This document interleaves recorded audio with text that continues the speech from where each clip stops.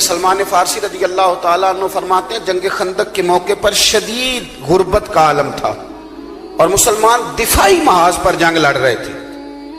خندق کھودی جا رہی تھی، چوڑی خندق کھودیں گے، آگ جلائیں گے تاکہ کفار حملہ آور نہ ہو سکے. غربت کا یہ عالم تھا کہ پیٹ پر پتھر باندھے ہوئے. حضرت جابر ابن عبداللہ رضی اللہ تعالیٰ عنہ کان میں آ کے عرض کرتے ہیں حضور میں نے نا آپ کے چہرے پہ نکاہت دیکھی ہے ظاہری، تو حضور 8-10 بندوں کی روٹی ہے تشریف لے آئیں. تو حضور نے فرمایا سارے ہی چلو بھائی، سارے ہی چلو. کہتے میں گھر دوڑا، بیوی سے جا کے کہا حضور تو سب کو لے کے آ رہے ہیں. تو اہلیہ کہنے لگی کہا نہیں تھا کہ 8-10 بندوں کا کھانا ہے؟ کہنے لگے میں نے کہا تجھے تیری ماں روئے کہا تھا، پر حضور نے اعلان کر دیا سارے چلو. تو فرمانے لگی بس ٹھیک ہے، اگر حضور نے اعلان کیا ہے تو اللہ رسول ہمیں رسوا نہیں ہونے دیں گے، پھر آپ آنے دیں. آپ کیفیت دیکھیے، خندق کھودی جا رہی ہے، غربت کا یہ عالم ہے، بھوک کا یہ عالم ہے. بظاہر اسلام پر جو غربت ہے کہ پیٹ پہ پتھر باندھے ہوئے ہیں. ایک چٹان آ گئی، ٹوٹتی نہیں صحابہ سے. میں علماء سے تو میں نے شروع میں کہہ دیا میرا خطاب ہی نہیں، طالب علموں سے، دینی طالب علموں سے یاد رکھنا مسجد میں خطبہ دینا بھی بڑی شان کی بات ہے، لیکن مسجد کمیٹی والوں کی نہیں ہوتی، مسجد اللہ کی ہوتی ہے. رب کا گھر سمجھ کے کبھی جھاڑو دے نا تو بخاری میں وہ حدیث بھی ملتی ہے کہ جو بوڑھی جھاڑو دیتی تھی اور وصال کر گئی، صحابہ نے بتایا نہیں تو اللہ کے رسول نے قبر پہ کھڑے ہو کے دوبارہ جنازہ پڑھا تھا. اٹھ فریدہ ستے تے جھاڑو دے مسیت، تو ستے تے رب جاگدا تیری ڈاڈے نال پرید. لیکن نا اگر نبی کریم سارے کام دستے مبارک سے کر لیتے ہیں، یہ بھی سنت حضور نے ہمارے لیے چھوڑی ہے.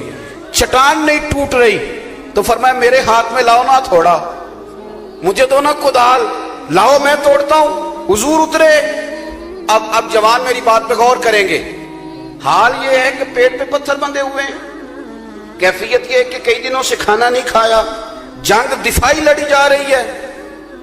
پر حضور اترے چٹان توڑنے کو، اور جب پہلی ضرب لگائی نا، جو چٹان صحابہ سے نہیں ٹوٹ رہی تھی، پہلی ضرب لگائی.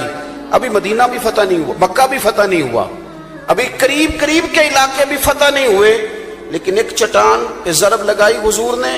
صحابہ کہتے ہیں کہ وہ تھوڑی سی ٹوٹی تو نعرہ پتہ کیا حضور نے لگایا، فتح ابھی مکہ بھی نہیں ہوا، لیکن یہ ولولہ دینے کا انداز میرے نبی کریم کا. ایک ضرب لگائی تو فرمایا لو بھائی اللہ نے ملک شام کی کنجیاں ہمیں عطا کر دی. دوسری ضرب لگائی تو فرمایا لو بھی روم بھی فتح ہو گیا. تیسری ضرب لگائی تو فرمایا لو دیکھ لو بھی اللہ تعالیٰ نے یمن بھی دے دیا، ایران بھی دے دیا. حضرت ابو ہریرہ کہتے ہیں وہ اعلان وہاں ہوا تھا.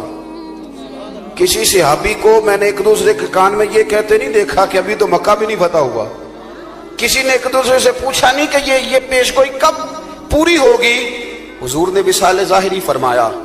جناب ابو بکر صدیق کا وصال ہوا، خلافت کی تکمیل پر حضرت عمر آئے، اور جب روم کی، ایران کی، یمن کی کنجیاں آ رہی تھیں تو حضرت ابو ہریرہ فرماتے ہیں میں دیکھ دیکھ کے رو رہا تھا.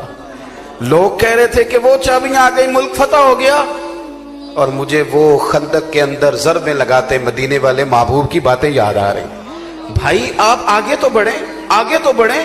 یہ زندگی کے اندر ٹھہر جانا، مایوس رہنا، میں کر کچھ نہیں سکتا، ہو کچھ نہیں سکتا. حضور مفتی اعظم ہند شہزادہ اعلیٰ حضرت مولانا مصطفیٰ رضا خان صاحب رحمۃ اللہ علیہ کے سامنے تقریر کرتے کرتے کسی خطیب نے کہہ دیا مسلمان بڑے بد نصیب ہیں، آج پستی میں چلے گئے. تو حضرت فرمانے لگے مولانا ٹھہر جاؤ، جو مسلمان ہوتا ہے وہی تو خوش نصیب ہوتا ہے. جس کو حضور کا کلمہ پڑھنے کی توفیق نصیب ہے وہ بد نصیب ہے. وہ تو کنتم خیر امت میں داخل ہے. اور آپ نے یہ کیا کہہ دیا، ان کو خوش کریں، خوشخبری دیں. اس لیے نبی پاک صلی اللہ علیہ وسلم نے حضرت سیدنا معاذ ابن جبل رضی اللہ تعالیٰ عنہ کو یمن بھیجتے ہوئے کہا تھا لوگوں کو خوشخبریاں دینا، مایوس نہ کرنا.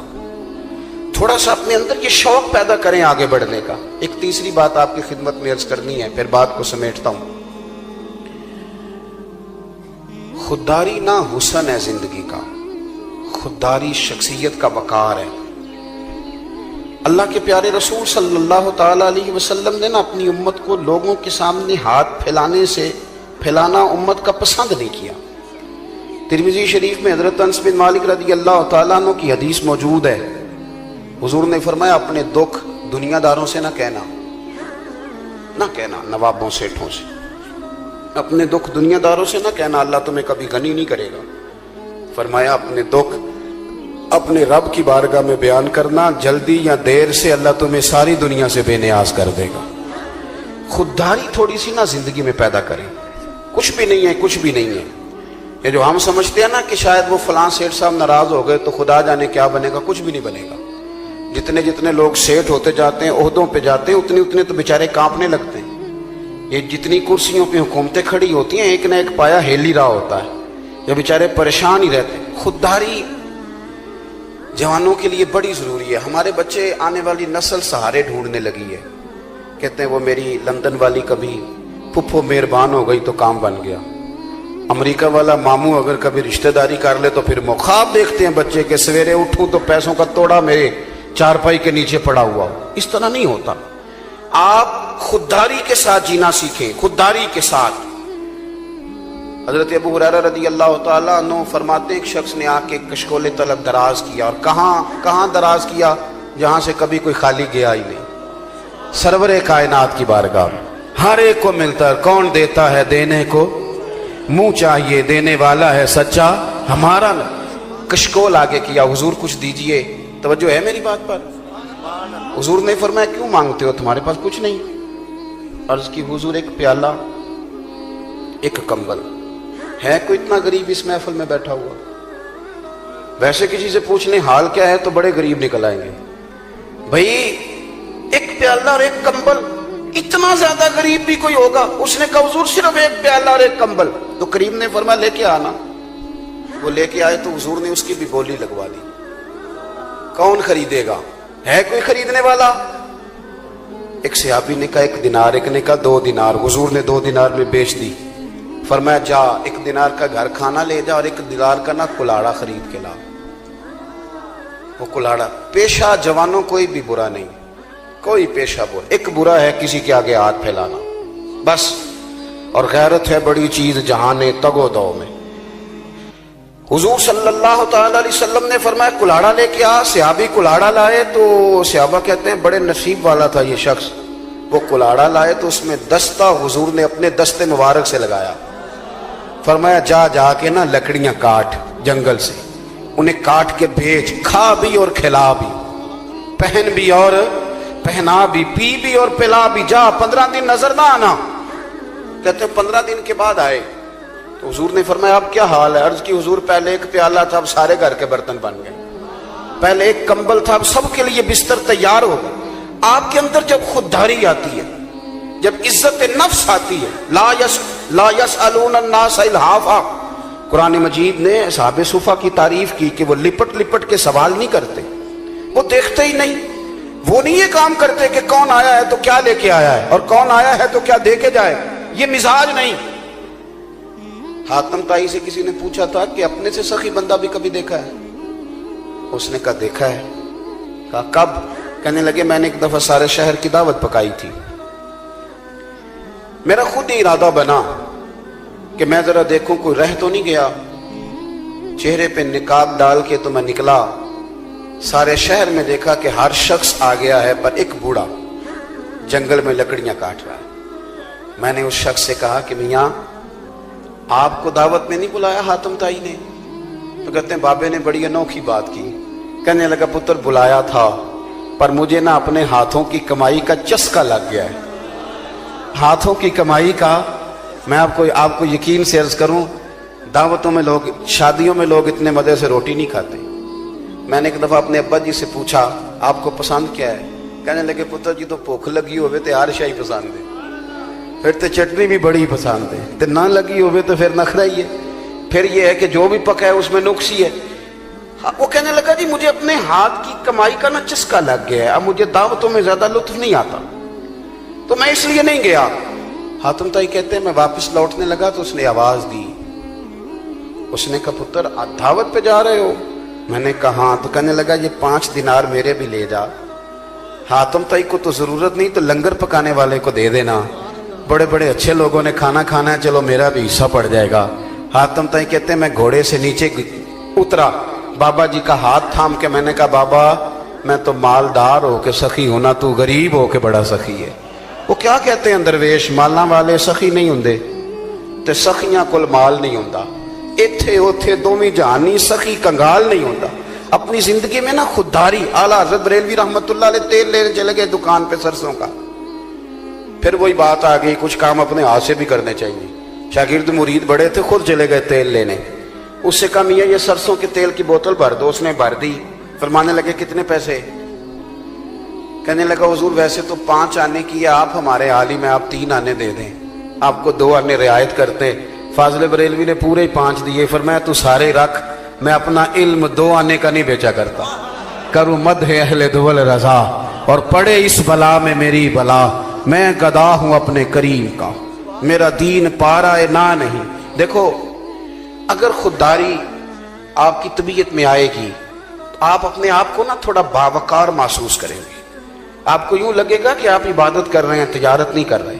आपको महसूस होगा कि आपकी जिंदगी जो है इस पर किसी और का नहीं, आपका अपना कब्जा है। आप महसूस करेंगे कि आप जो कह रहे हैं वो डंके की चोट पे कह रहे हैं। आपको यूं लगेगा कि आपके पास जो कुछ है वो अपना है, आप कैदी नहीं है किसी के। शायर, बस बात खत्म कर रहा हूं, शायर हजरत से माजरत के साथ बाद शोरा ऐसे होते हैं कि वो काबिल रहम होते हैं, तबीयत ऐसी होती है। और रात को चादर ओढ़ी है तो 3-4 दिन गुजर गए। एक अलग दुनिया है ना ये भी। तो एक शायर बेचारा बड़ी खस्ता हाली में कहीं चौक में था, मक्खियां भिनक रही थी, तो एक मालदार आदमी गुजरा। उसने फकीर समझ के चंद रुपए फेंक दिए। तो शायर ने कहा कि ये क्या? उसने कहा अब गरीब आदमी हो, तो खुददार आदमी था। उसने कहा अपने पैसे ले जा। उसने कहा तुम्हें जरूरत थी तो दिए। तो उसने जो शेर कहा वो मुझे बड़ा पसंद है। उसने कहा कि अगर जरूरत पड़ेगी ना तो मैं अल्लाह रसूल से मांगूंगा, तुझसे नहीं मांगूंगा। उसने कहा रख ले, तुझे जरूरत है। उसने कहा ये आरज़ुए करम और मैं आपसे करूं, ये भीख उसको दीजिए जिसका खुदा ना हो, ये भीख उसको दीजिए। बहलोल दाना बैठे थे, हारून रशीद गुजर रहा था। कहने लगा बाबा कोई हुक्म हो तो बताइए।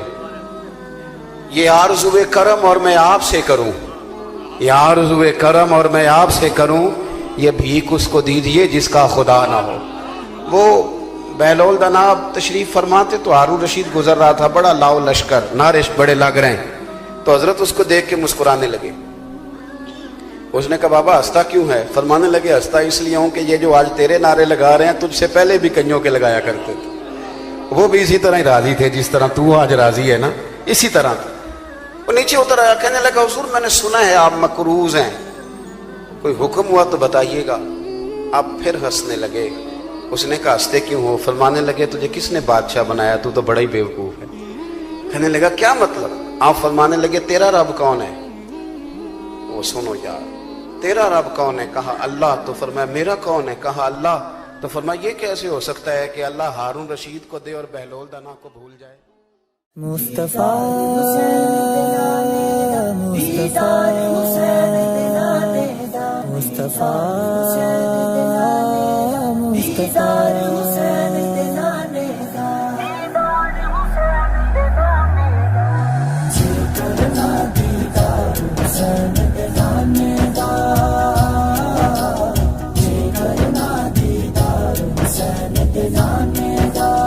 हो जाया शिक यार हुसैन दे नाने दा।